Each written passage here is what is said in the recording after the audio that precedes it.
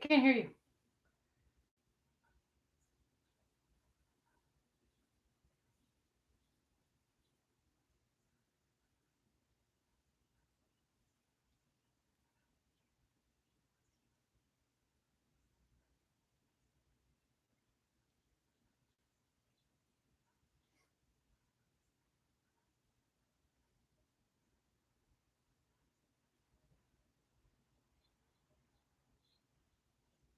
My microphone is muted. Hello?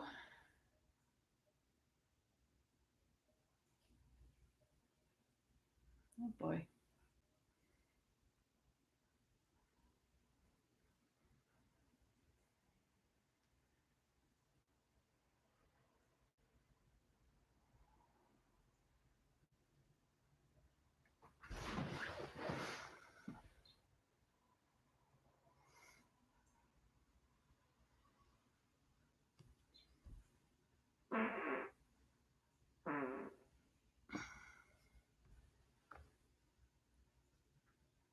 Hello? You can hear me? I can't hear you. Oh, Oh, an idiot. there we go. That's better. Woo. Hi. I need to get my charger. Okay. Hi. Hi, say hi to Susie. Susie. Hi, Susie. This live stream 4 hours of Susie. Hi, Susie. That's what we should do. We should just live stream her jumping into the pool for 2.5 hours. People would love it. Mm-hmm. Hi, Alex. Hello. Susie.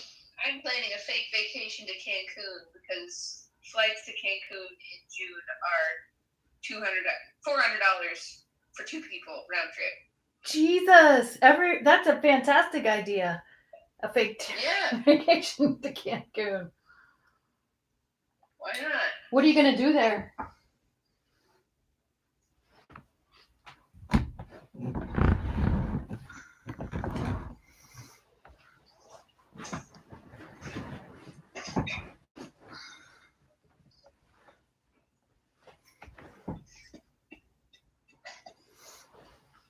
Susie.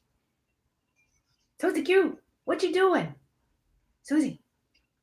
Susie. Hi. If you can hear me, wiggle your ears. She's wearing her tail. Because she's looking at you. Susie. Psst, psst. It looks like she's telling me, I know it's chill, I don't care, I'm sleeping.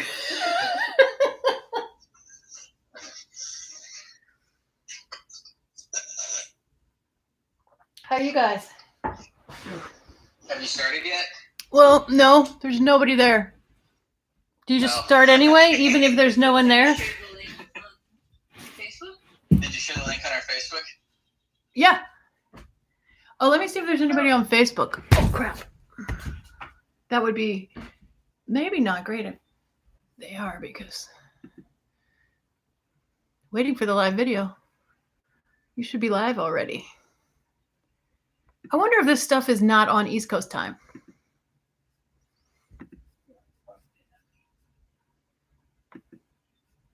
According to Alex, it's not. We're supposed to do daylight standard time on Eastern states. I did not say that. I said Eastern states.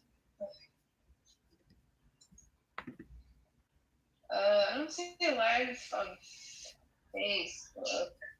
No. But I might not be looking in the wrong place. I might not be looking in the right places, so I don't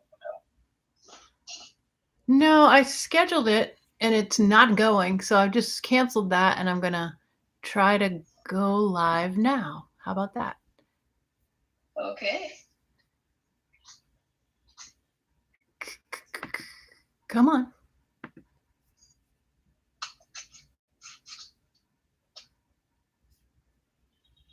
Well, I can see you on YouTube. I hope you're the only person who can see me there. Wait, it only says one. Are you guys signed in? Oh, I'm signed into Life Animals one. Oh, Alex is signed into hers. Okay. Because it says 2. Oh, do I have to subscribe to chat? Oh, Maybe I'll just use camera. Can I do that? Oh, what? I was not looking at it on.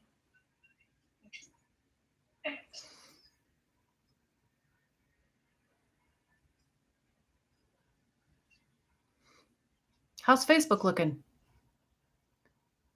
Alex? Well, It looks like you're live. It says 2 watching. I don't know. is that on YouTube or Facebook?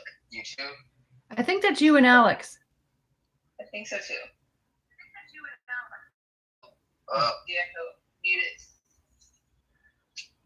On Facebook, I really don't know. I'm surrounded by Michelle's right now. There's one to my right, there's one in front of me, and there's one to my left. It's like a nightmare. Whoa, videos? Sleepy baby. I don't know how to view people's Facebook lives. Like, I'm on your page, but I don't see anything. I don't know how to do it either, actually. If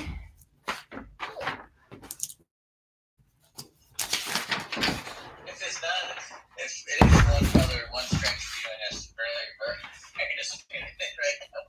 Well, there are 3 now, so somebody's out there. Hello. Hello. Hello, Internet.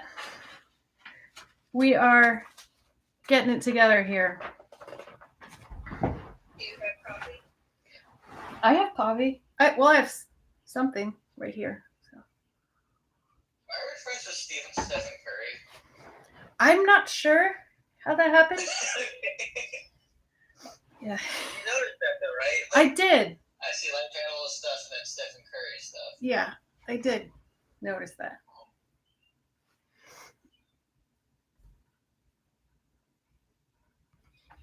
Did one of you guys sign out? No. Because it said 3 and now it says 1. So maybe some people left. Wait, now it says 2. You do have a link up that says it's almost time at 8 p.m. So Yeah, They're doing stuff. yeah. they're So how do deals look around that? they're making their coffee. They're going to the bathroom. They're feeding their dogs Sure. so they can settle in for a long talk. You guys should probably get on Zoom and just chat through that so other people can see. Oh, that's a good idea. This is my social distance moderator. This is Greg Hansen. Say hi, Greg. Oh, you don't need to see my face. Well, he's there and he will be reading questions or topic requests or anything that you want to talk about. So if you have questions, you can put them in the live chat area and the moderator will let me know as we go. Okay. So I would like to know how you people are doing. So after you make your coffee and walk your dog, let me know. I'll go first. I'll tell you how I'll go first while you're doing that.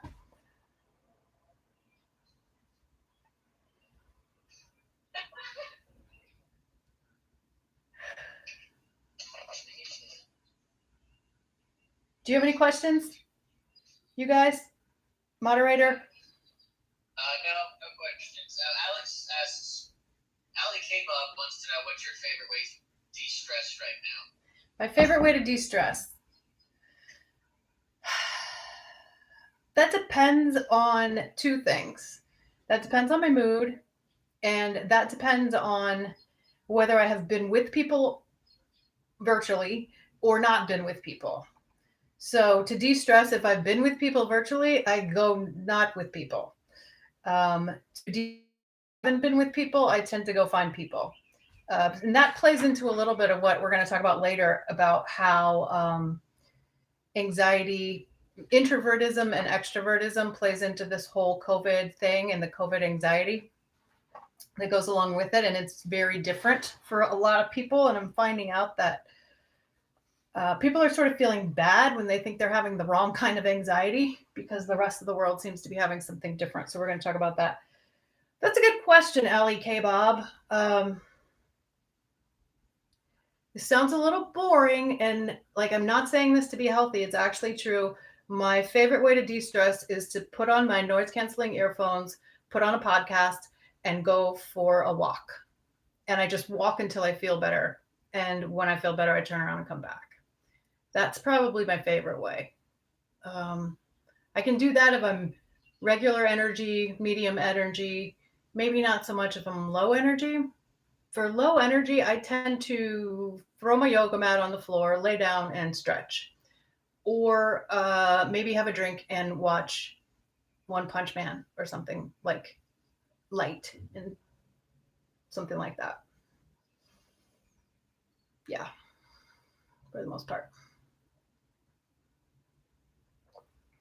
I do like online game nights with people, but not if there's sound involved. I find that extremely stressful. Not de-stressing, that's very stressful.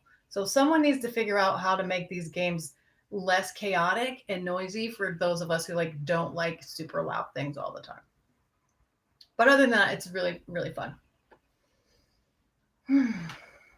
Okay. So this is all about COVID and what COVID's doing to everybody, but I wanted to talk a little bit about just what anxiety is, because I think it applies to this situation, but it also just kind of applies in general. And I was thinking, I've got like 4 parts.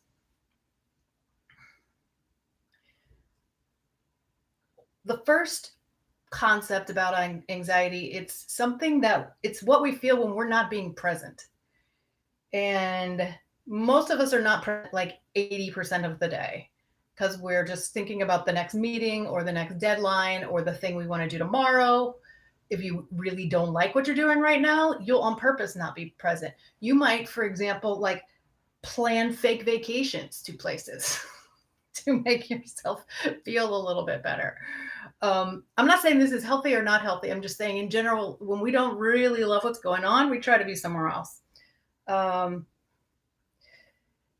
that actually doesn't feel great. When we're spending tons of time in the past, that's usually like regret or like rethinking things that we did or choices that we made. And that tends to end up as depression. When we are thinking about how bad COVID's going to get and how many people are going to lose their jobs and then what's going to happen because of that, and then my house, and then can I afford to feed my dog? And we're living in the future. Yes, it's reasonable-ish. This is actually happening. It's a real thing. So our brains say, well, this is an actual problem. So therefore my thoughts are valid. But really it's a little much. And we're living way far in the future. That's anxiety. Easy fixes for that. Just check in occasionally with the time zone that you're actually in. I like to think of it as like every once in a while, let your mind and your body be in the same room at the same time. And if you can do that once or twice a day, especially if it's intentional, you tend to feel a lot better. Okay. Another part to anxiety. Anxiety is sort of like a byproduct or a leftover for what when we are trying not to feel what we're actually feeling. This works really, we have different ways of doing that and they all work really well, so well that we don't usually consciously know we're doing them. Have you ever been sitting around and you already had dinner and you're not hungry, but you just get up and start seeing what you have in the cupboards for no reason? That's probably a little bit of that happening. But it works so well, we don't even know that it's happening. What'd you say, moderator? I said I've never heard of people doing that. Never. No, not that I've ever done that myself, of course. But like, Get up and open the cupboards. Yeah. I mean, I've never gotten up and just looked in the refrigerator for 5 times in a row for no reason, but like I hear that people do it.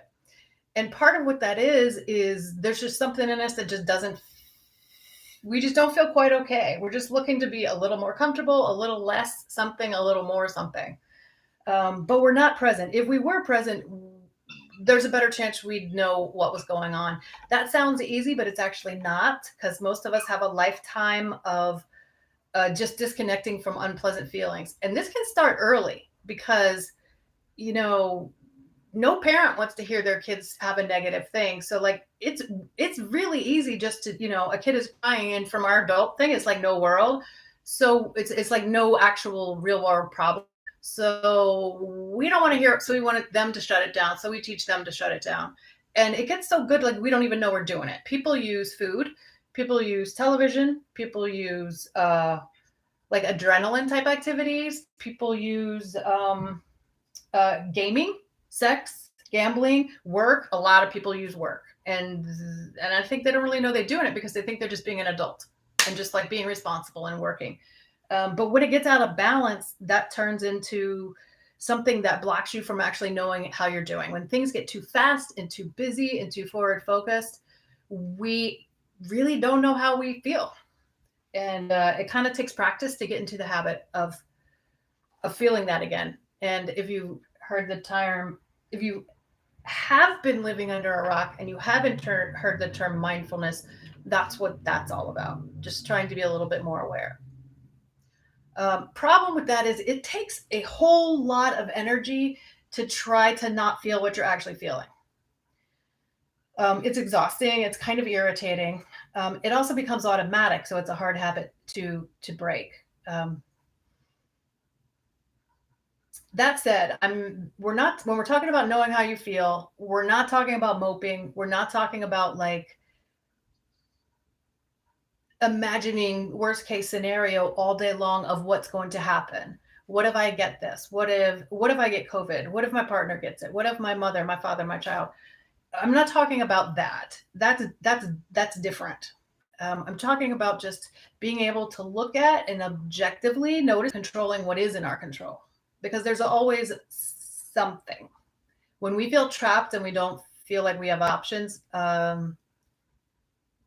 a lot of times that's when panic sets in and you can't think straight. You can't problem solve. Like nothing really works that well. So recognizing the small things that we have in our control is important.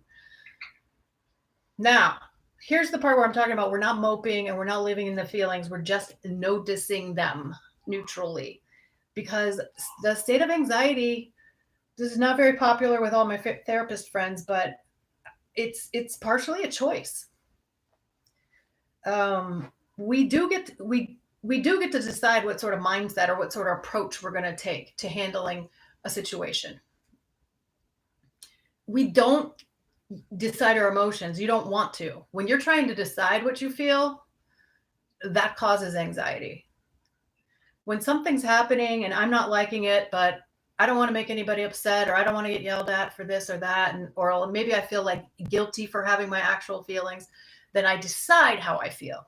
I think about the situation and decide cognitively, this is an appropriate response. So I'll decide. When you're doing this, deciding how you feel, that leads to anxiety.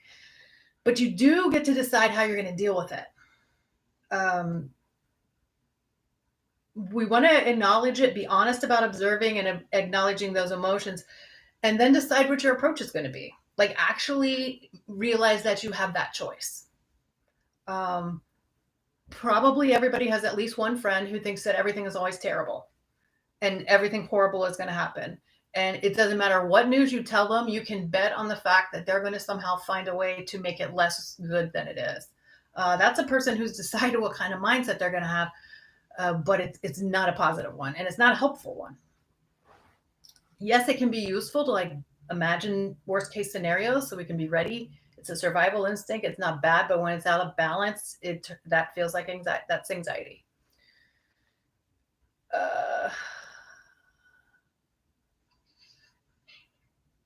I don't know why you would want to voluntarily forfeit the small amounts of things that are in our control. So to me, that's a very important piece, but it doesn't work if you don't do the first 3 parts of it.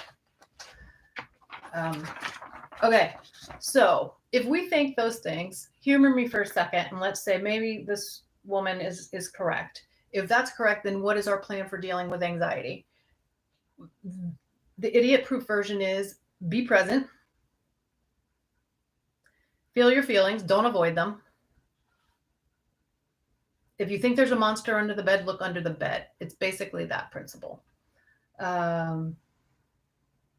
Once you do that, you can usually slow your mind down enough to start to notice what's in your control and what's not in your control. When we get ramped up in anxiety, the part of our brain that is good at problem solving, it gets, if you could see it, it'd be just this red hot spot right here in the front. And we don't make good decisions. We actually usually don't make decisions in that place. We just have instincts and reactions, not decisions. And also, you stop being able to get to both sides of your brain when you're in a state of anxiety. You feel stuck. You start going over the same thing over and over and over again, and that's because it concentrates itself in this one portion of the brain, and you can't get to all the lobes and all the areas that help you be creative and figure out perspective and all of these things that help get us out of shitty situations. So feel your feelings, don't avoid them. Once you do that, it calms that hot spot down enough so that you can actually look and see, like, okay, is any of this in my control? And what is not in my control? Because when we keep trying to control things that are not in our control, like other people's behavior about staying at home, perhaps. Can I control that? Maybe. If it's my kid or maybe a neighbor who's afraid of me or something like this, maybe.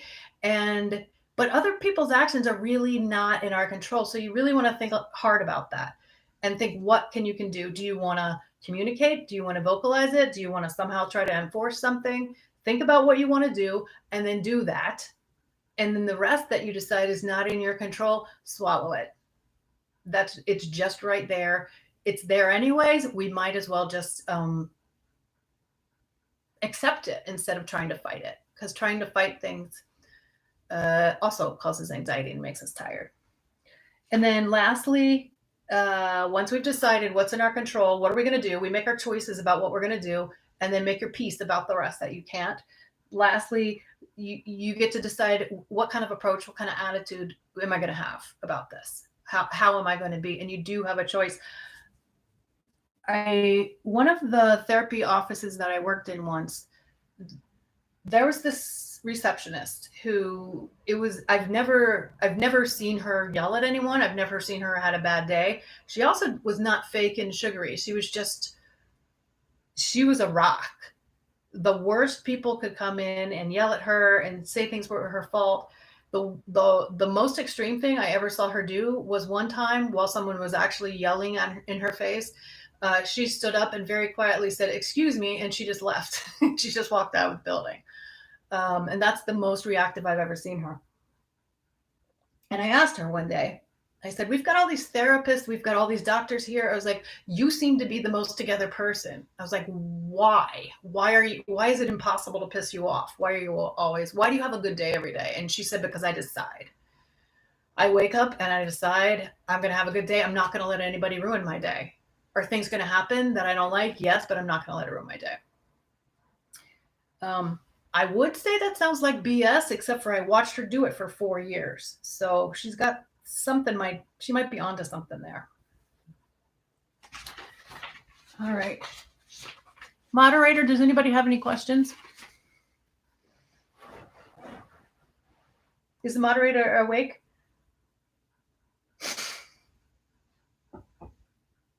Okay, no.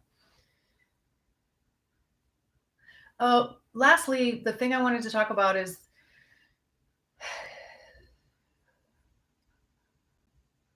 this idea that everyone is there's a very vocal percentage of the population that is talking about how hard it is to be alone and how hard it is to not. Hello? Oh, okay. Thank you. Okay. Should I? Okay. So I want to talk about this idea that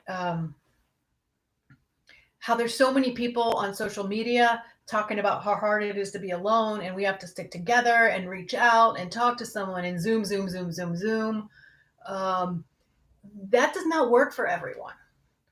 There's a smaller portion of the population that is feeling better than they normally do.